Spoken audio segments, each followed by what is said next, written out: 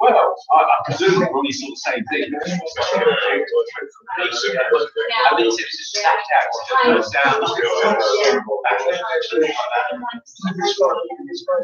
Yeah, I mean, probably undercarriage. He called it an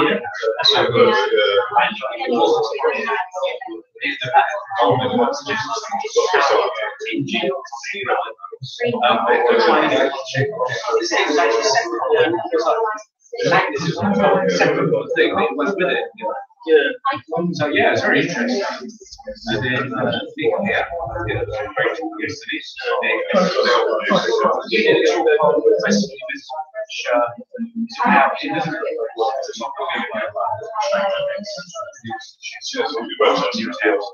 and using ultraviolet and infrared. Yes, very interesting. I'll show some of your pictures. So they're really, really amazing.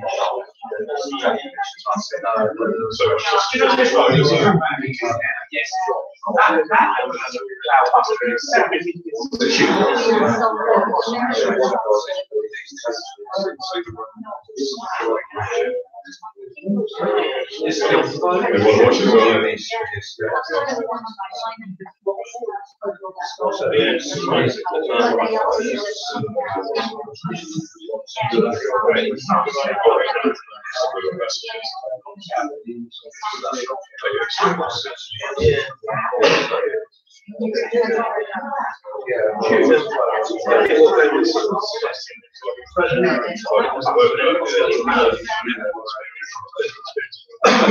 Right. 5 minutes, everyone. 5 minutes.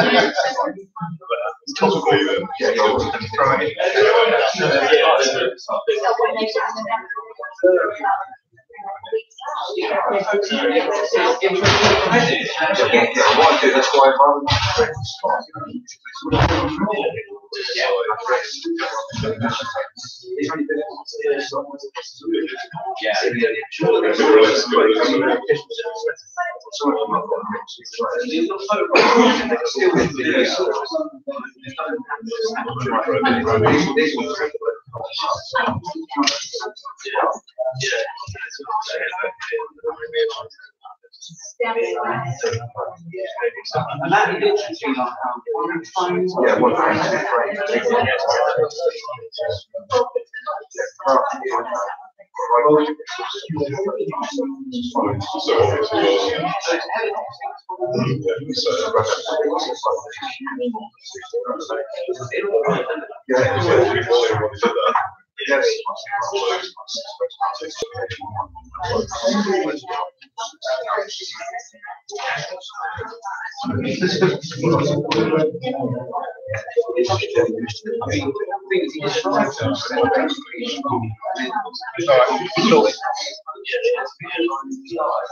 Okay, 2 minutes, ladies and gentlemen. 2 minutes. 2 minutes. Take your seats, ladies and gentlemen. 2 minutes.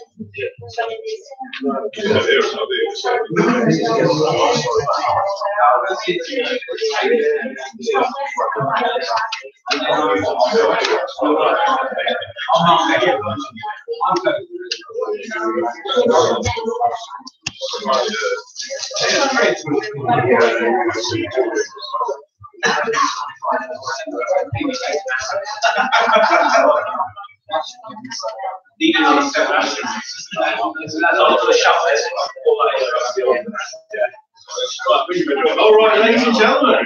Ladies and gentlemen, I hope you're all fresh from holiday. The bar is open downstairs. If you want to get a little bit of audition, thank you. You want anything more additional comment, you can get from downstairs. Okay, but so people asked me about this picture I've got here of the Queen. The Master Queen Elizabeth II, that picture down here of her. We found that on the bar. I put it down there because I heard that David Icke might be turning up. And I wanted to trigger it. Because, well, as he's been saying, that this lady here is actually not human, it's actually a 12-foot tall reptilian, man-eating, blood-dripping alien. So, well, we'll see what happens. If he turns up, he'll probably walk in and you see a big shot on his face, and you'll know, and that's why that's there. Yeah. So, right now, some of you might come to see Ellis Taylor. I mean, Ellis Taylor is a good friend of mine. He's a fascinating researcher. He talks about other worlds and his own experiences, which relate to extraterrestrial abduction and sensations of worlds beyond our observations. The ability to sense worlds beyond his own, or beyond our own, that we can see with our 5 senses. And his books are extraordinary to read. I do recommend them. I haven't got any here, unfortunately. I've actually been with Ellis at times when strange things have happened, and I can vouch that what I experienced was real. And I won't go into details, I don't have time now. Unfortunately, it's not just the books are not here. Ellis himself can't be with us today. I'm very sorry about that. He cancelled his appearance. He did it quite recently, just a few days ago, too late to do anything about it. This is not his own fault, this is because of a problem he's got in his personal life. And obviously, I wish him all the best with that. I'm sure you will join me as well. I wish him hopefully that gets sorted out. But what he has done is he sent me a video to play. This is it's a disturbing but I think very important video of a speech he's done all about occult symbolism in some of the worst crimes that have happened in the world. So I'm going to play this video now. It's not the same as Ellis being here, but it's the next best thing. Okay, so I'm just going to press play and we shall begin. That's his website there, otherworldjourneys.com.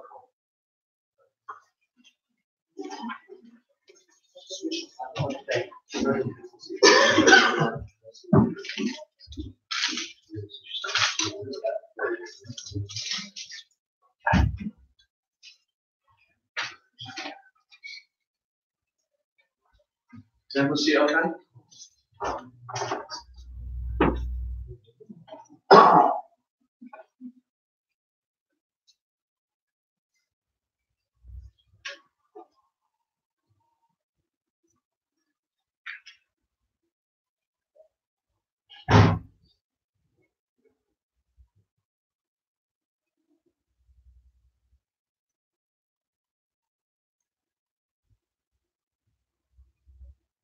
I hope I'm not disappointing anyone, but for a number of reasons I've changed the subject of my talk.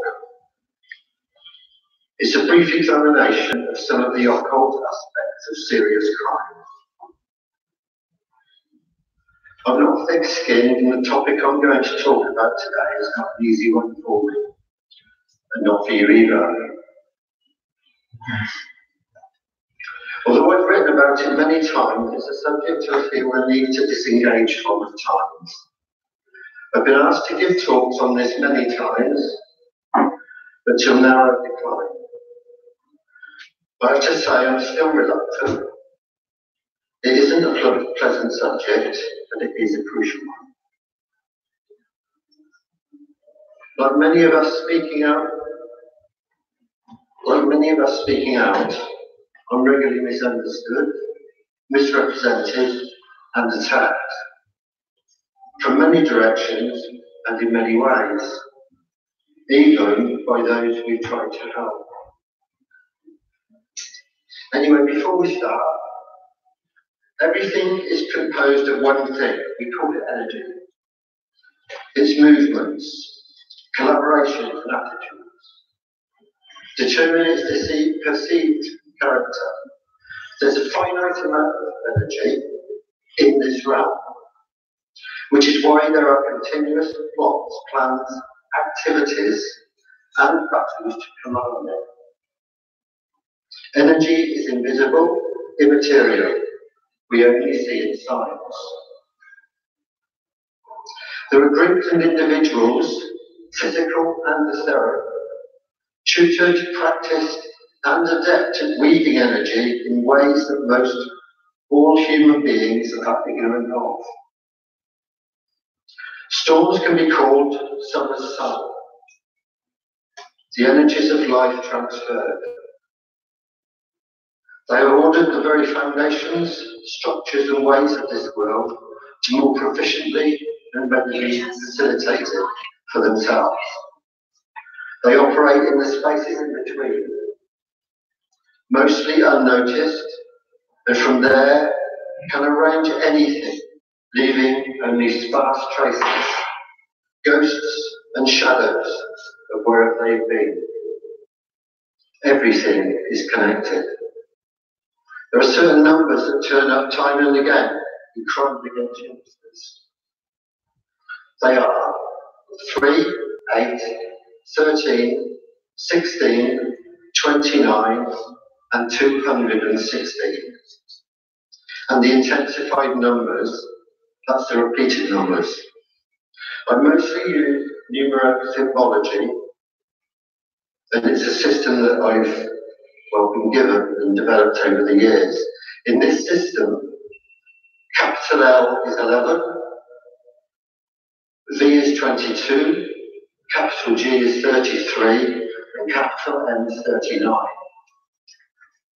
If you know anything about esoteric principles, etc., you will recognize those numbers, letters being very significant.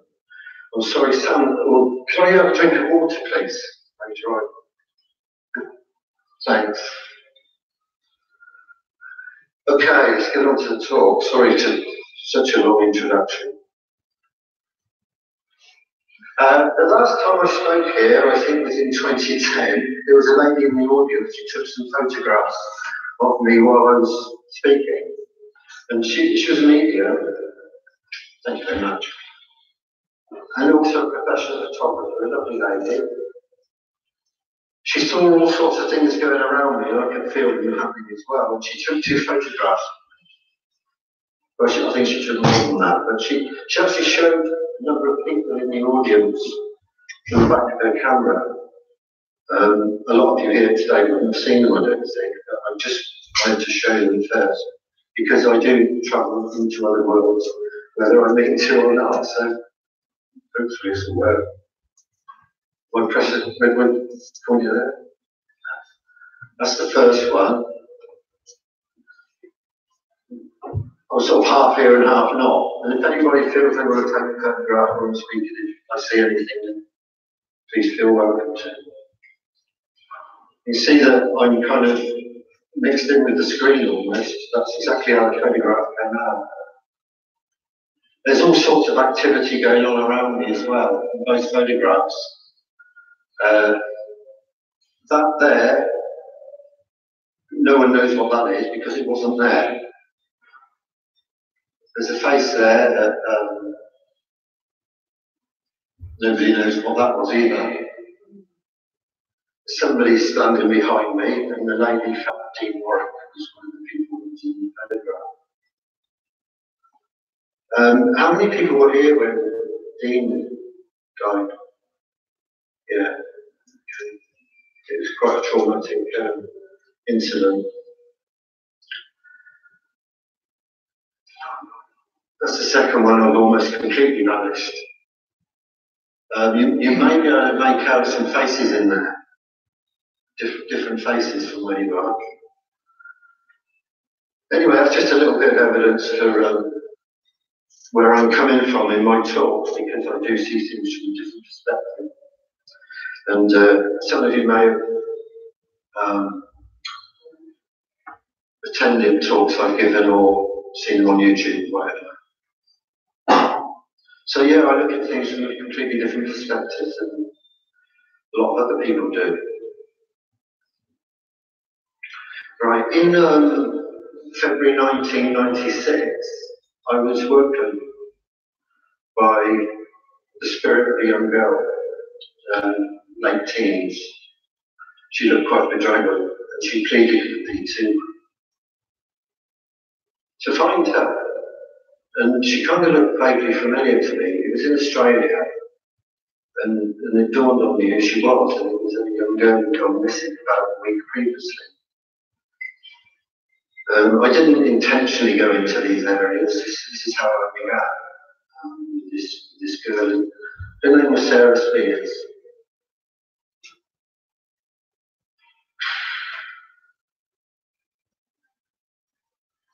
I did lots of psychic work with her. I had all sorts of visions, and all sorts of information came through, and I passed it to the police. And, I got road names and all sorts of things, and very shortly afterwards another girl went missing. It was from a place called Claremont, which means Mount of Light. And there was all sorts of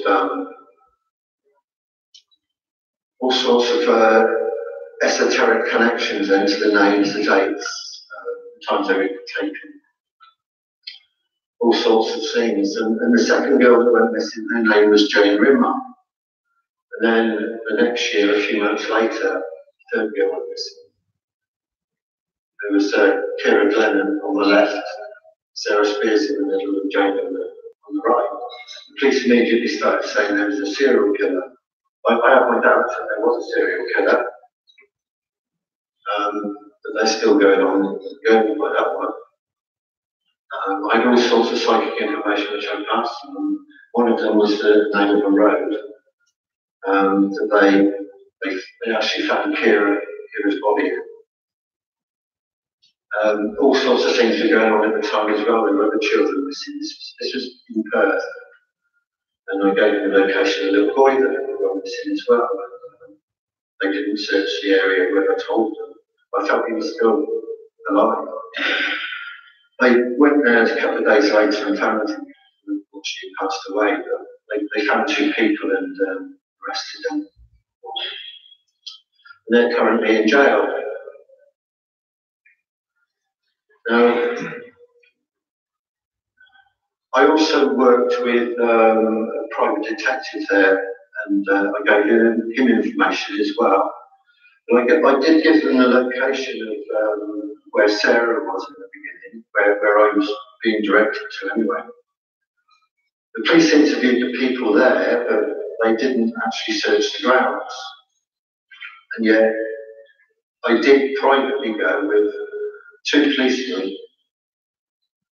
They were armed with rifles and a bushman. And the location that I described fitted perfectly when we went on some property and were sneaking around on it to get to the location where I thought it was. But the police reckoned they couldn't go any further because they didn't have a warrant of action. You know, they were doing it really kind of, they didn't have the authority to do it.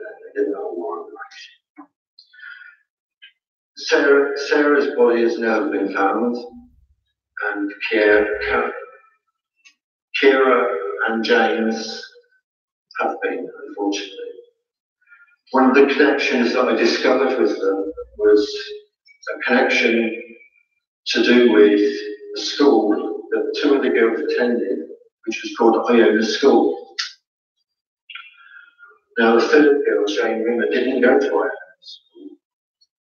But what I found was that the date that she actually was abducted was the feast day of St. Columba.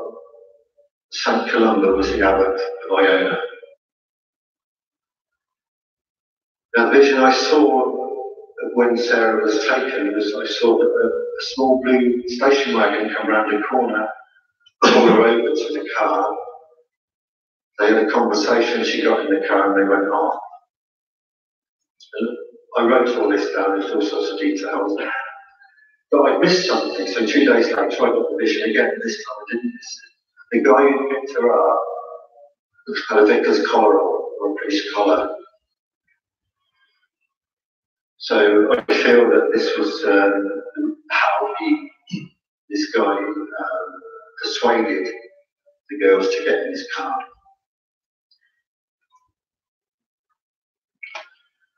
A bit later on, there was another girl went missing. She worked in Claremont, but she disappeared on her way home, they say.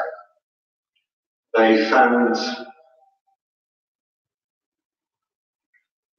her car, which is in the middle of that triangle, in a place called Swan District Hospital. They've never found Sarah McMahon. Deborah Anderson on the right was found in a burnt-out car in the Downsdry shopping centre. At the time, they were building a new Masonic temple in Midland, and I just felt that I needed to connect the dots a bit. I did that, and I felt that it was actually directing the energy towards this little old church called St Mary's in Swanley, and I was a bit concerned about it, so I got in contact with the vicar. I phoned her and said, look, I really need to speak to you.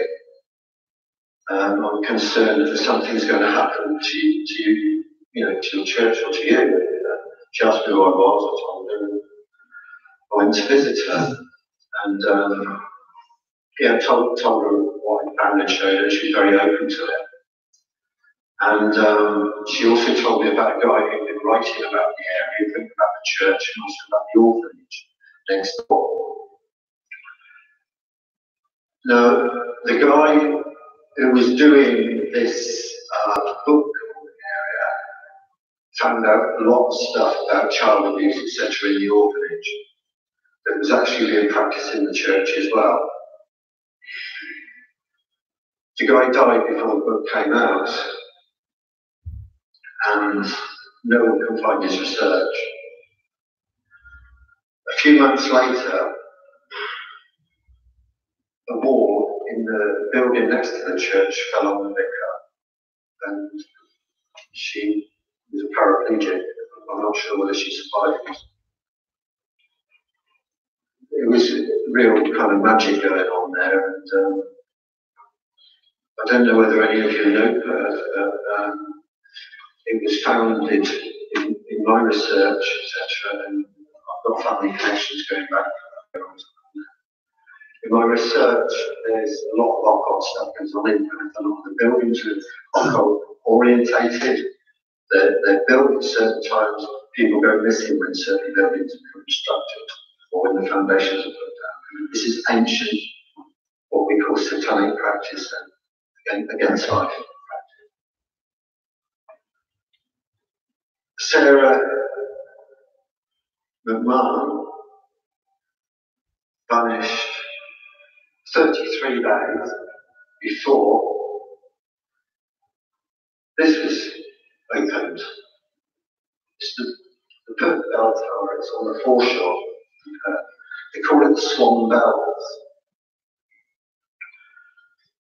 There's a lot of esoteric symbolism in it, and I've written about that on my website if anybody's interested in looking at that. But it's where it's built. There's also a black pyramid. There's all sorts of symbolic buildings around it. There's a hill that overlooks the river there, and that's like the sacred hill of Perth. It's called Mount Eliza, which is after John the Baptist's mother. They say it's after some explorer's wife or pioneer's wife, but it's to do with that. The river basin there, or the bend in the river there, the ancient Aboriginal legend is saying that that's where the wild tiny serpent came down the Swan River and coiled up. So that's obviously a vortex, and that's why you've got all these buildings set around it.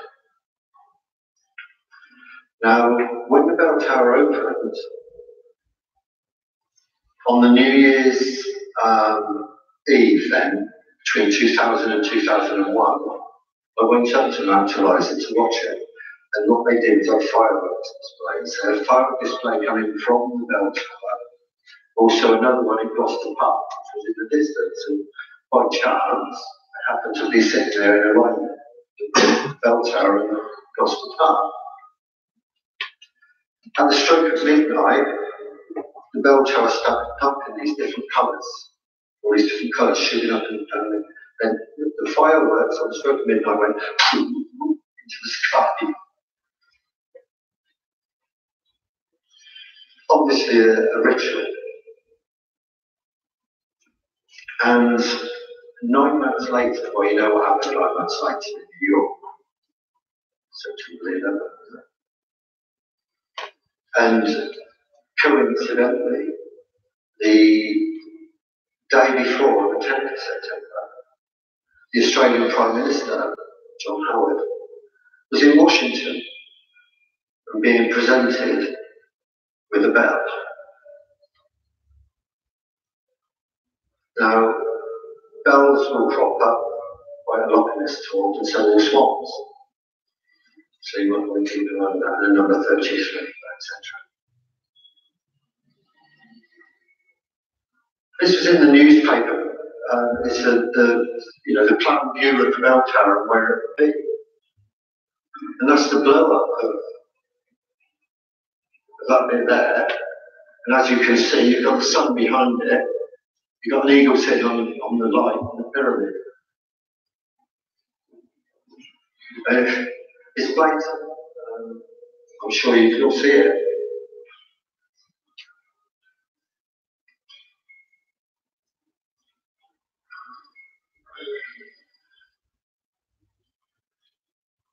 I'm not sure exactly when this lady disappeared, but this lady's name is Corinne Rainey, and she's a lawyer.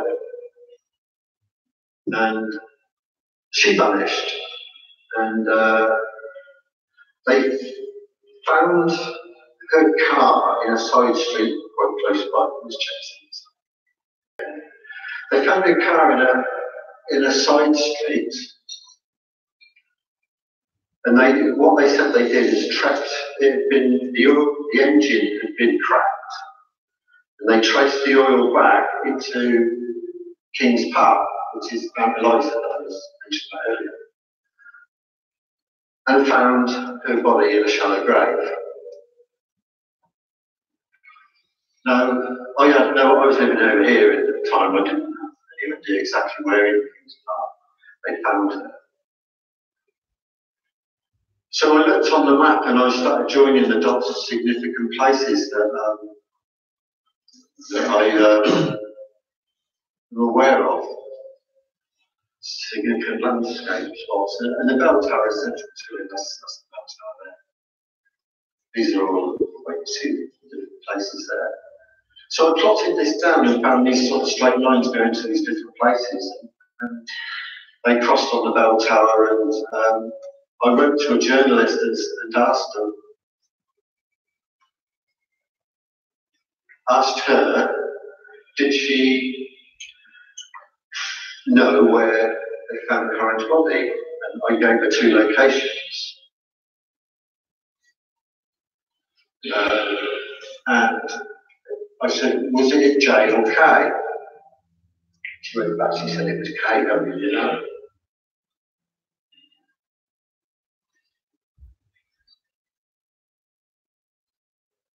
Are you all understanding this? Am I making myself clear what I'm trying to put over?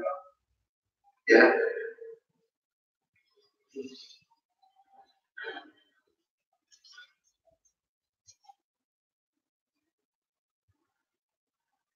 Now, in my talks previously, I've mentioned how I was going to visit, well, I was dropping my friend Mary Rodwell off, friends in North Watsham. And I was dropping her off and going to visit some friends in Lincolnshire, Anne Andrews, who spoke to me as well.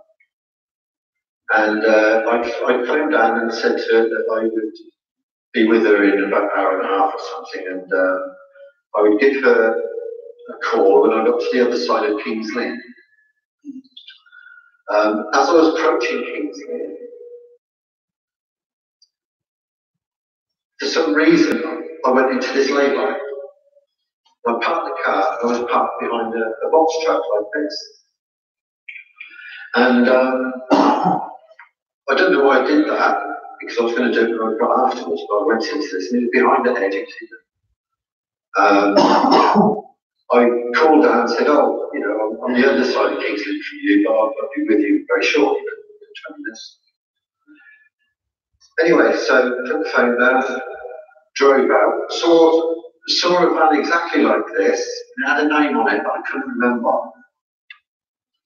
Saw a van exactly like this, coming towards me as I got on the road. I put my foot down and drove off. I felt very groggy, very strange. Didn't feel as if I was with it at all. And then when I got to King's Lynn, I had to decide whether I was going to go left or straight on. I knew I had to go straight on, but for some reason, I got in the left-hand turn. And then realised before I turned left, I was in the wrong lane. So I went in the right lane. And carried on. I got to a place called Sutton Bridge, where they've got one of those bridges that go like that. And I saw 2 no entry signs, one on top of the other. So I put the brakes on, because I thought I couldn't go across, which upset the drivers behind me, of course.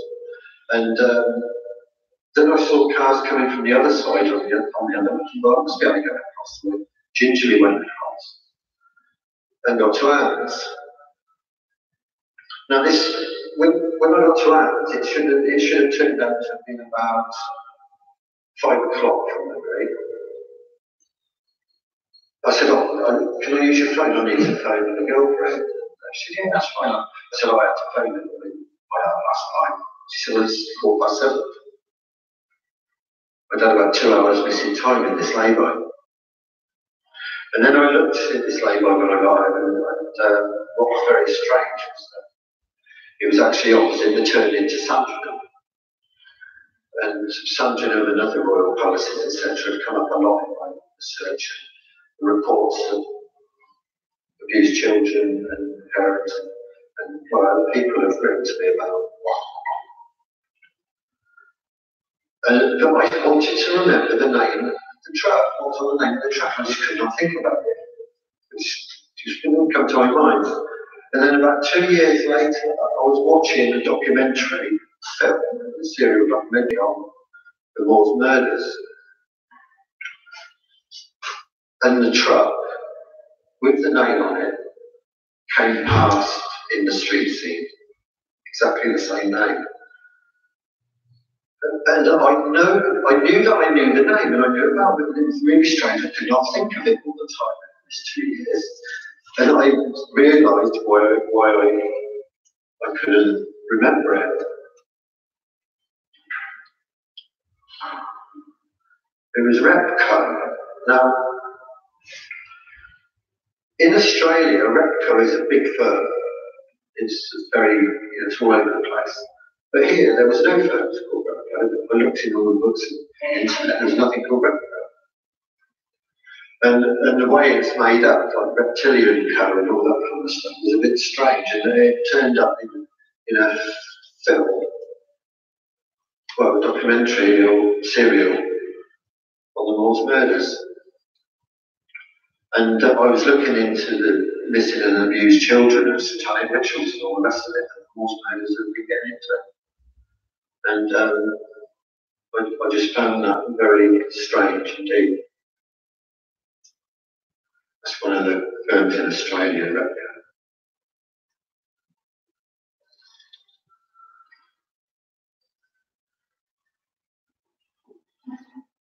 I think that's true.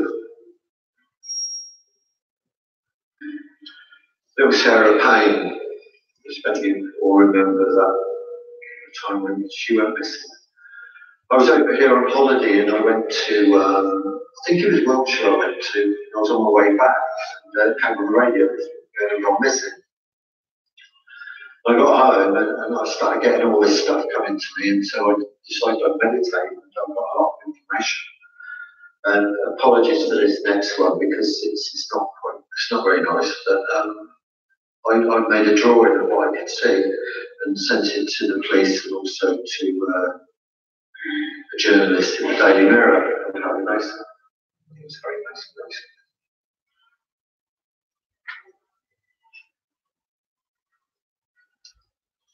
She had this blanket on that had a pattern on it, I couldn't make out the pattern.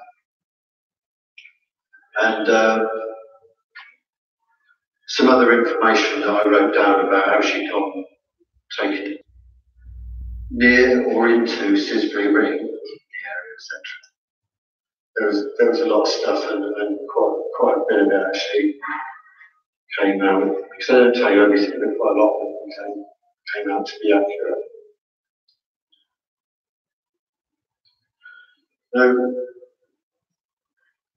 They found her body near Pulborough, between North Heath and Upper Seine Road, and in a shallow grave. This guy waiting, and what they reckon he'd done is drive up the A24, I think it was, and somehow one of their shoes was in one crossroads, another shoe at another crossroads with material there. Then he'd driven to next to the busy road, the A29, and disposed of her body there. This is a guy who knew the area really well. And would he, go on this jaunt around the area, chucking her clothes around, and dig a grave right next to a busy road? It didn't make sense to me at all. Now, what I was getting was psychic information that there were two men and a woman, that they were procurers, and it was to do with rights and rituals, etc. It was quite a lot of information. I won't go into too much because I'll get through it. But it kind of made sense when I looked at the symbolism around it, because, well, I'll show you. One of the items of clothing was found at Goose Green roundabout. A goose is a hissing creature, yeah, so we got the connection there with the roundabout, the Goose Green roundabout, and the Sisbury Ring.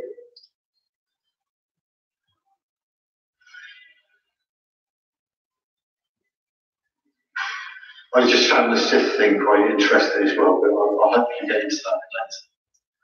Now, what I realised when I looked at the map of where these clothes were found was that the road actually represented the star system Cygnus, the constellation of Cygnus, which is the Swan, which is another hissing animal, which is it's also a relative of geese, it's the same genus. And the different areas where bits of clothing are found, the roundabouts, etc., fit where different stars in the Cygnus system fit. And then when you look at this area here, so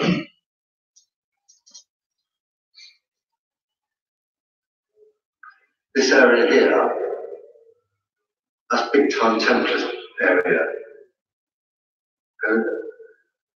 And this area had all sorts of esoteric areas around it. But this was a quite important Knights Templar cemetery, etc.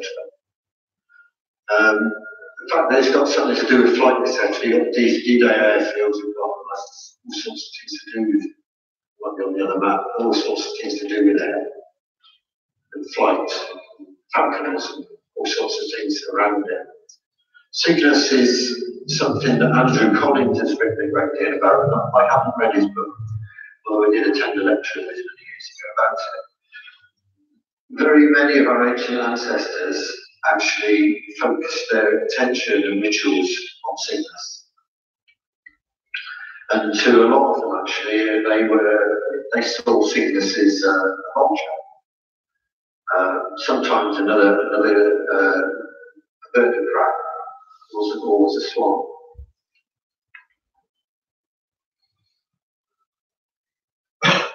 So that's Cygnus in the night sky. There's Cygnus with that's a dark rift that goes down the body. I find that very interesting because this is part of the Northern Cross thing as well. And it kind of looks like Jesus on the cross, doesn't it? The arms outstretched, etc. And what interested me yesterday as well was when Miles showed one of the guys speaking, not James, I know James, the other guy, I can't remember his name. Max Spears, when he was always laid out in that shape. Now it's his body language stuff. When you're giving messages to other people that are in your group, your secret group, etc., body language and the way that you wear your clothes, even the tie you wear, all these sorts of things are messages to each other. It made me wonder, was this guy passing on a message by the way he was actually showing himself on video together? He seemed a cartoon character to me. That's me. And his girlfriend too. Like made up.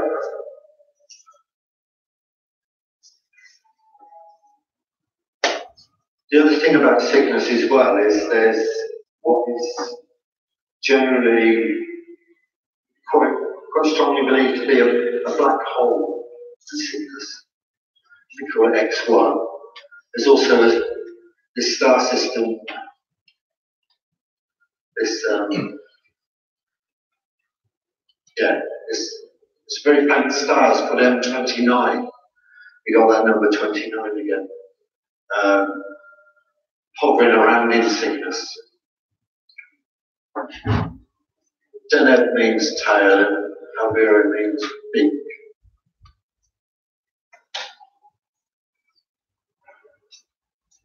So that's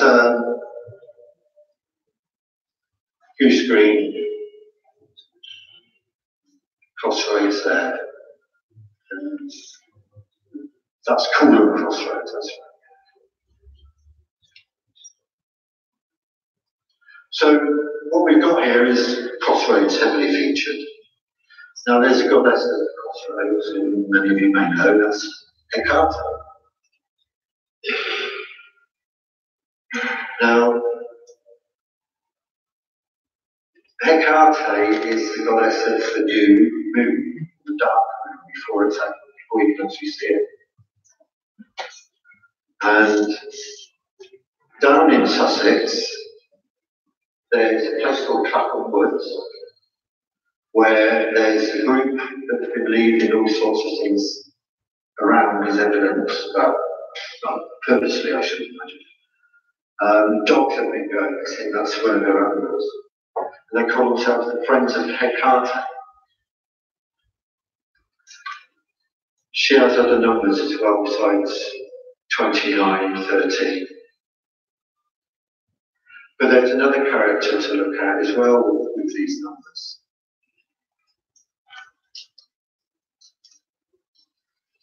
That's the things to do with birds I was talking about.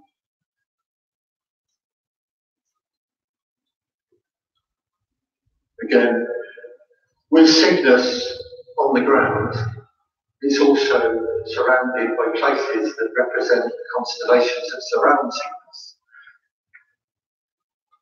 For instance, we've got Dragon's Lane, we've got the Georgia Dragon Pub, there's Dragon's Green Liver, there's all sorts of dragons up there. That's Draco, right next to it. There's other constellations around there anyway that match Cygnus in the sky.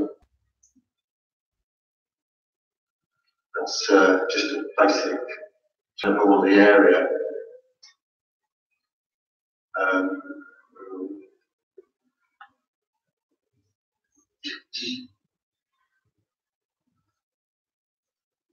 Oh yeah, the A29. The A29 is also called Stane Street. It's an old Roman road.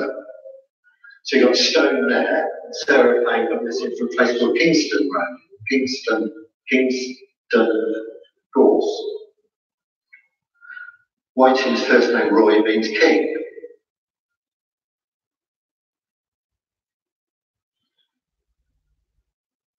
Clapham Woods is down here somewhere. It's in that area anyway. Very close.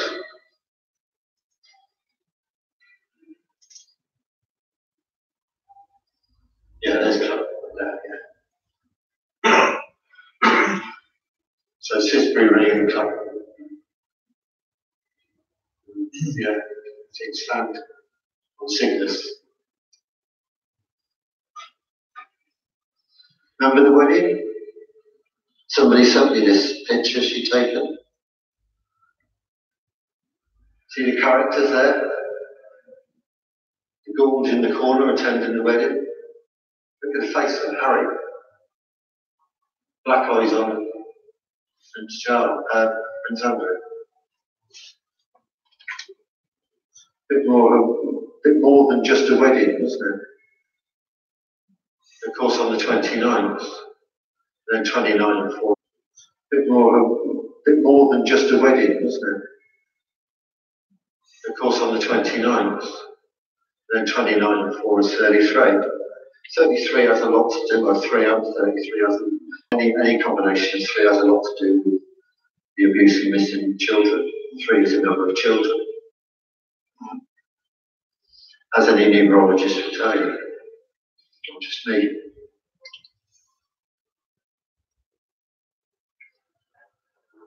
And then I went to see Mary. This is when Mary was over again. I went to see her in North Walsham. On the way there, I slept in the Caramel Ale. I thought very early. I had a couple of hours and went to find somewhere to get a cup of tea. I couldn't find anywhere, so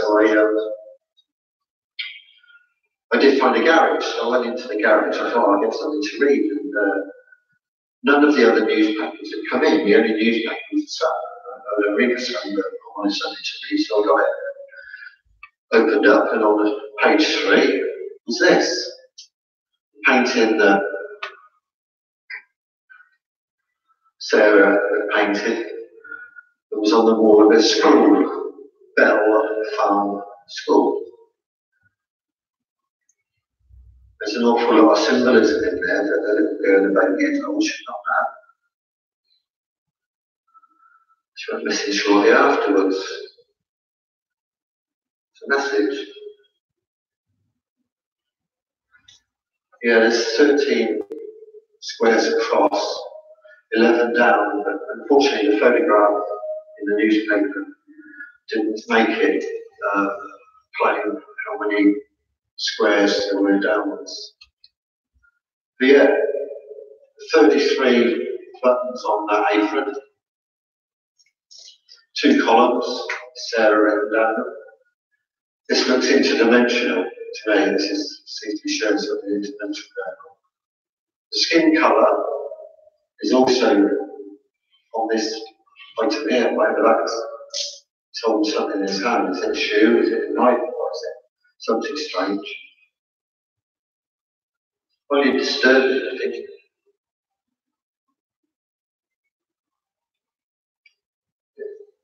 It's really odd the way that we came to see it, and I haven't met anybody yet who actually saw this picture in another paper. In the time, I didn't have a website, and anyway, I was over in England, and I wanted to get it out. This was an important picture, I knew it was. And Sarah hadn't been found. I thought, well, who can I get to him? And I spoke on the phone to him. He didn't go on his website. I had to wait until I got back to Australia, contact his webmaster, Lauren Savage, in America, before that went on his website. That was 2 weeks, maybe 3 weeks. I lost time. Apparently, what I hear, I don't know for sure, but it's what I hear, there was only that edition that picture was put in. Made it even more strange, so I should find it out. These things work that way, don't they? So bless her.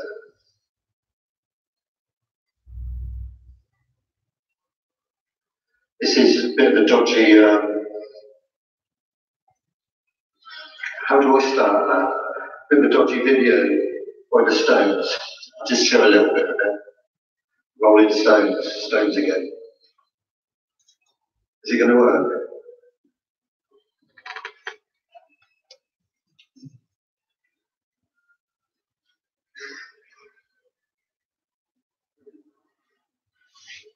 Not going to work.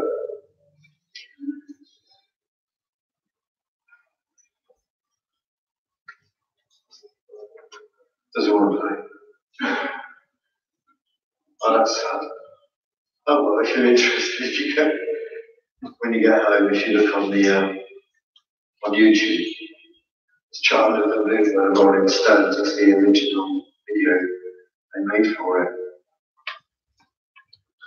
during their satanic period. Well, beginning of it. I like it.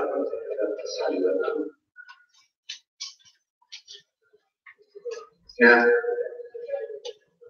Thanks. There you go.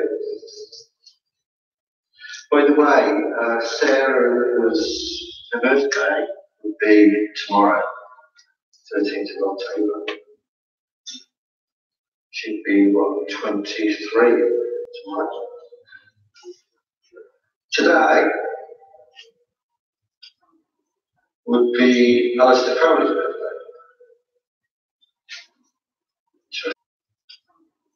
Would be Alistair Crowley's birthday. Interesting.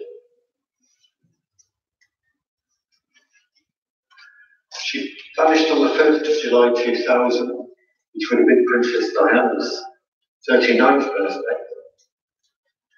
The state says that Sarah was taken by a white Fiat vehicle, a Ducato, meaning Duke. The white Fiat Uno collided with Diana's car. The goddess Diana is an aspect of the triple goddess of the moon, one of which is Hecate. Number 13 and Sarah. Sarah's 9th birthday would have been Friday the 13th of October, full moon 103, 13 again later.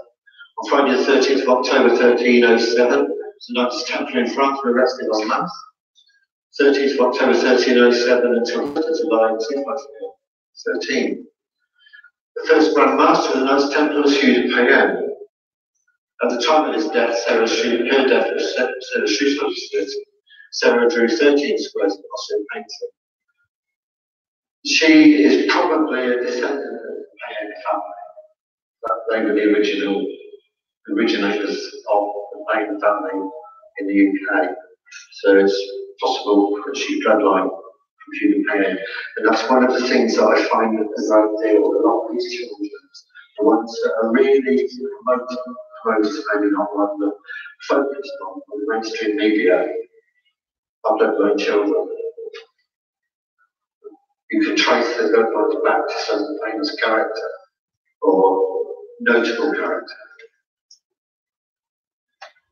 There's more going on than a child going missing, and there's reasons for that.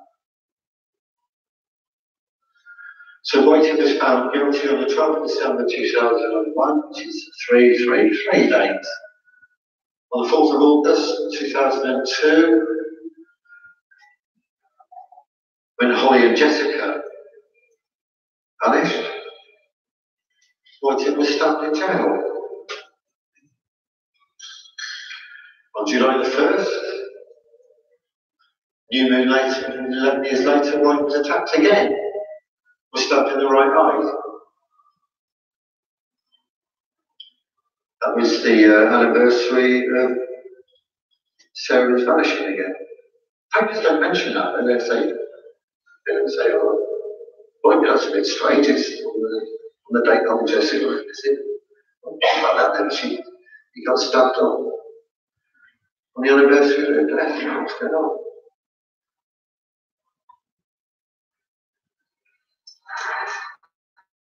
Did quite a lot of psychic stuff on this as well, and I found this location and circled it on a map, put it on the website as to where I felt she'd be. Again, we're looking at alignments through significant spots, and that is where they found her. That's where Lake and Heath is. That's where the children, bodies, right next to the fence of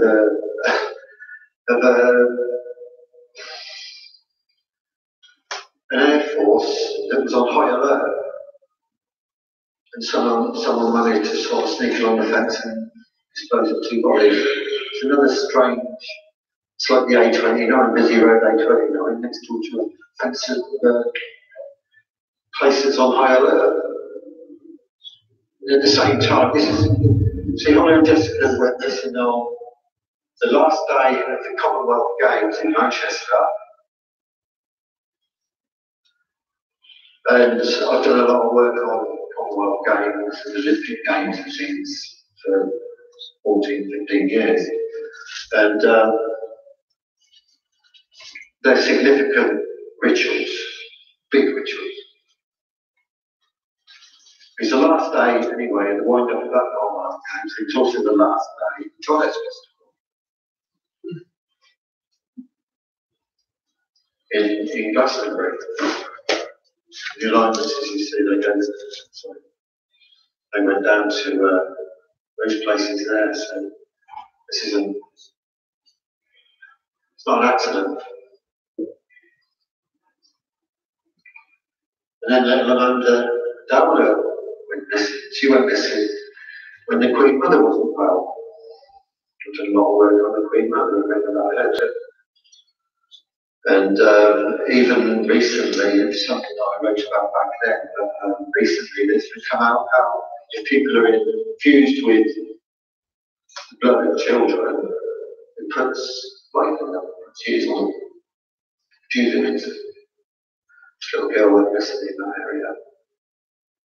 And there's more to that as well. But it didn't work because shortly afterwards, Queen Mother, I wouldn't say passed away, changed to something else.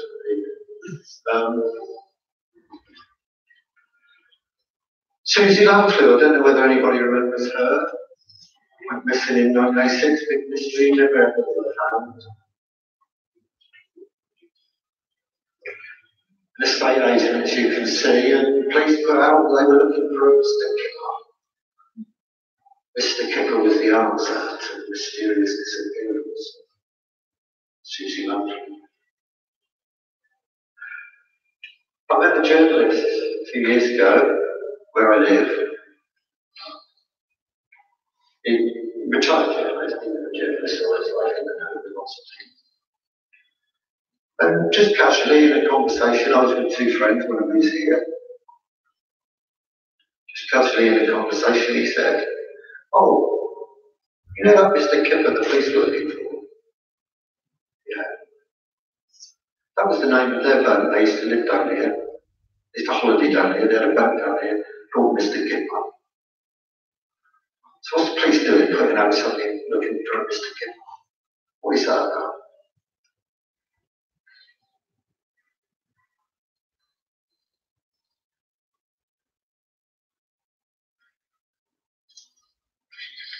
Excuse me.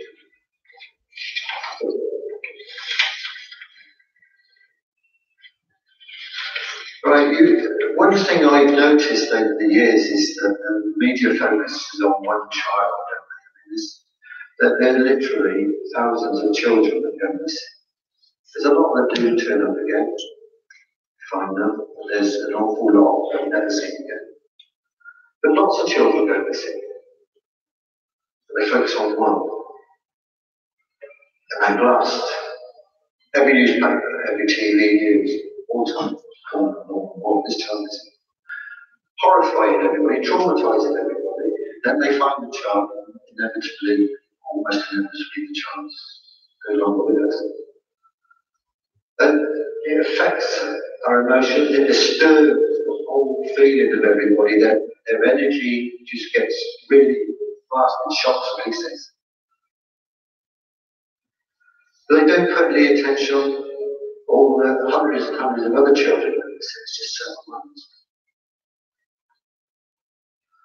And almost always, they're girls. And they're usually little girls up to, maybe just in their 20s. And most people in this audience, everybody except one, everyone else here, if one of us went mysteriously missing, there might be a little piece in the newspaper that put in, and you know, so we can pick some advance of that. And if you're a little boy, they probably wouldn't say anything either.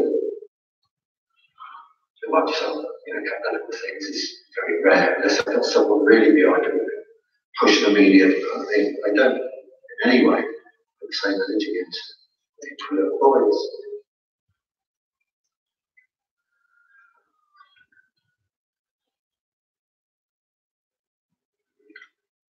I was in contact with a lady in America whose two little boys, the police said they shot themselves. They were disturbed, they were joke witnesses, they were drawing these disturbing pictures. Very happy, lovely little kids. They found them shot with a shotgun, right in the woods near where they lived. Somehow they were able to shoot each other and look fingerprints from a knife and a rifle, throw the gun out of the car, cover the rifle with leaves, and all after blasting themselves to death. And the police say they were suicide. I conversed with this lady, lovely lady, Roberta Moore, for many years. But then somebody started impersonating her and writing to me, saying they were her. And I started spelling her out, it wasn't her. So all the emails that she was sending to me, I couldn't reply to because I didn't really want to invest. And Roberta is still on the internet, still looking for answers for her children. She's found out all sorts of information, but I can't contact her. Don't know whether we conversing with the same person, something really mysterious is going on in between.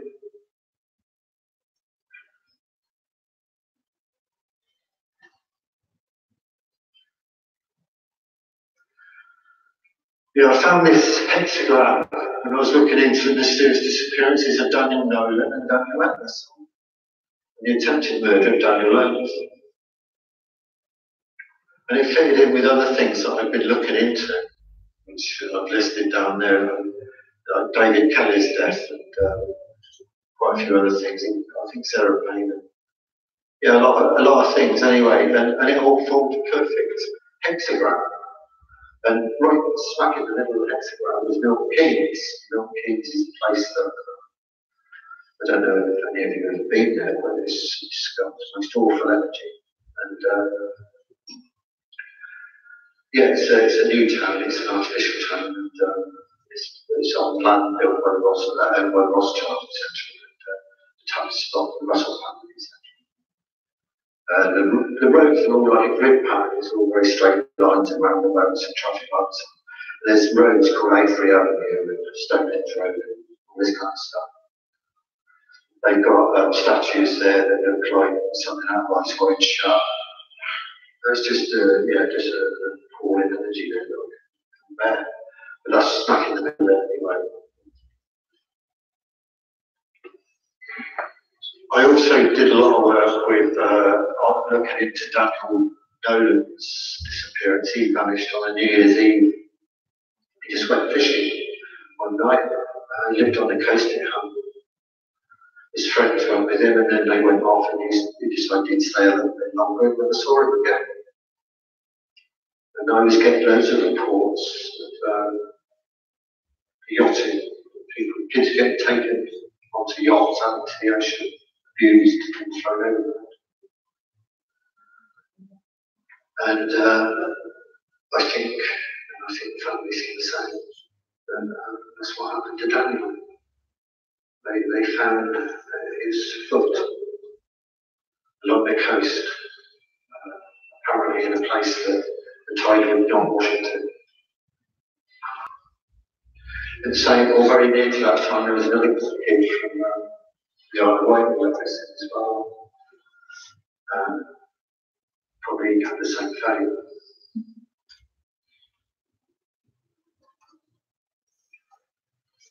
Daniel Entwistle, I've never seen any sign of him either. He went missing on the 3rd of May 2003. Now, where he went missing from is very close to Hopton, which is it's right at the end of the line on the mainland, on the beginning of the line, of the Michael and Mary energy line. And 2 days after that would have been Beltane, so that was, the timing was exactly right for some sort of solar ritual to go on. Saying that's what happened, but the time is there, the name is there, and everything else is there, so I do suspect it.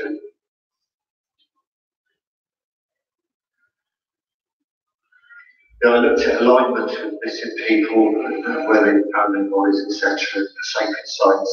Just straight lines going across a map.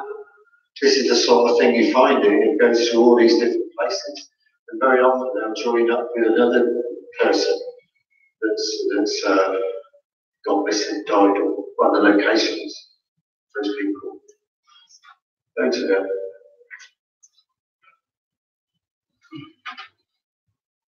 It's all on the website, if you want to look at it. Check them out for yourself. That's something I was thinking about, just a thought.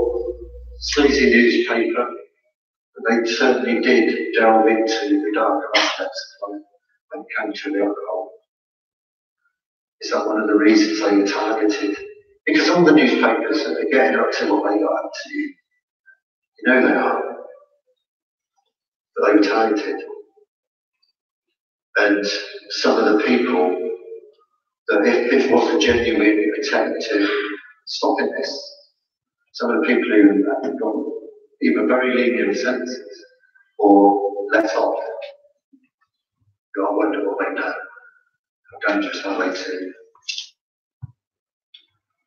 with the information they have.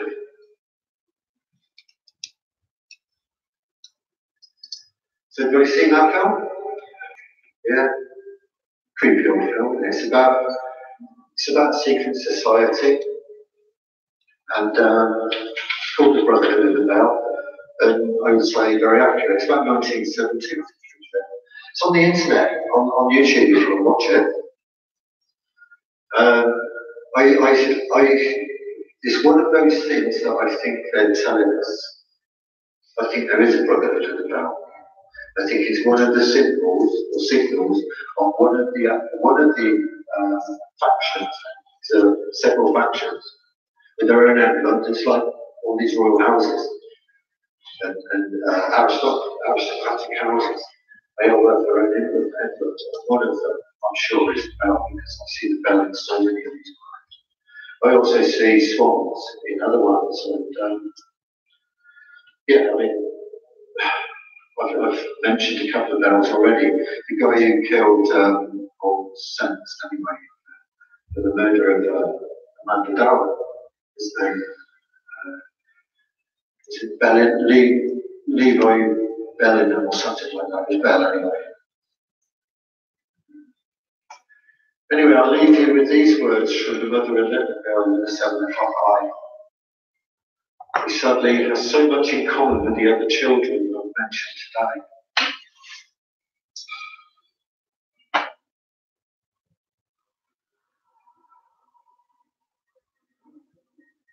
They've taken her.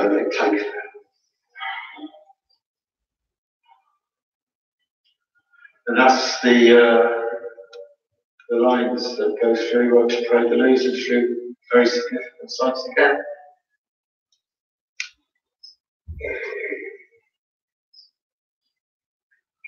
Thank you very much.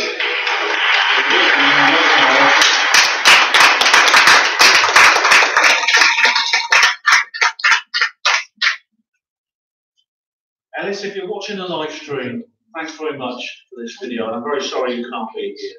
So, ladies and gentlemen, come back in half an hour because Mark Devlin will be our speaker. And Mark is over there in the corner and he has copies of his book, which he will sign for you. Right copy. Good news, you could be your own chance to get a signed copy. And the same goes for my books. What's Wrong Rising, What's Wrong with You? They're on Tino's table over there in front of the door. I'll sign for you too. Worth a lot of money in a couple of years. Yes, some publishers don't say that. They lie and they say.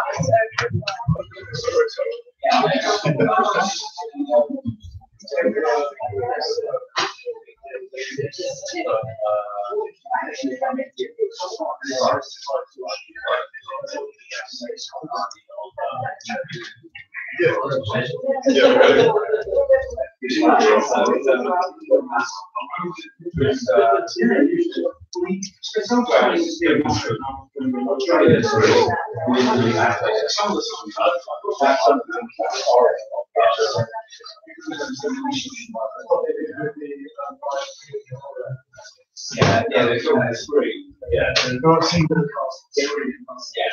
Yeah. Yes. So they're rendering of the. Yeah. Yeah. It's great. No, that's not bench. Yeah. That's all video monetization is.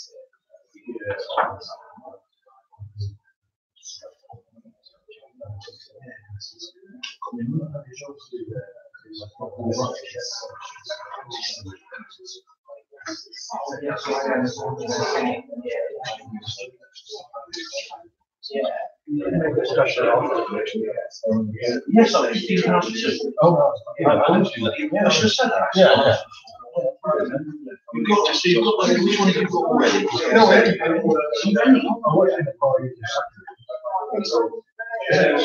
only way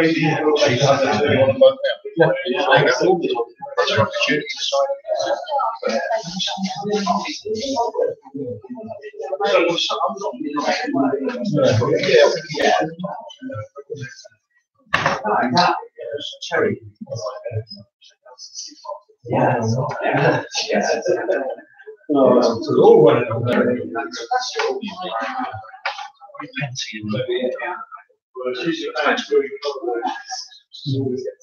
Sweet program I didn't touch It's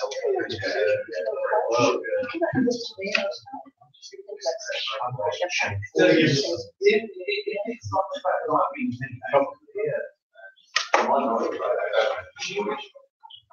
So this band, the band, how does it work? Does no man just see that angle? They bring you a for VRS, for you, yeah, and they sort of get research about things like it's then people pay otherwise.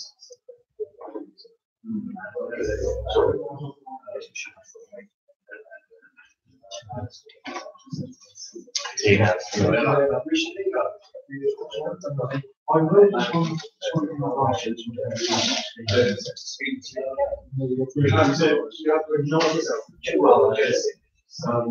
Oh, I see. So they do spot checks.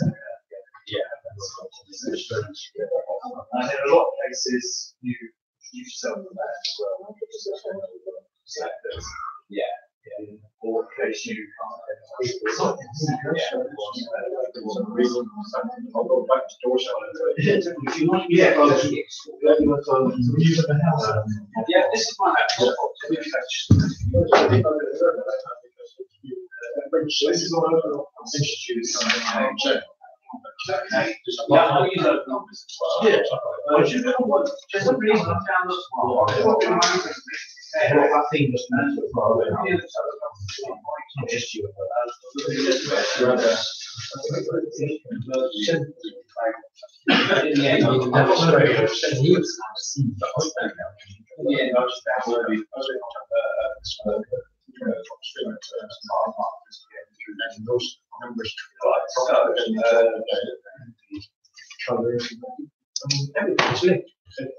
Yeah, and it's just one yeah. For instance, you mentioned Madeline McCann. Now, the evidence has been reviewed by many other researchers. Madeline McCann has not missed it. Yeah, I'm sorry. That's honest of me. Madeline McCann interferes with she died in her flat. Parents know that. And they're covering up with the death. And that's where the evidence appears to be pointing at the moment.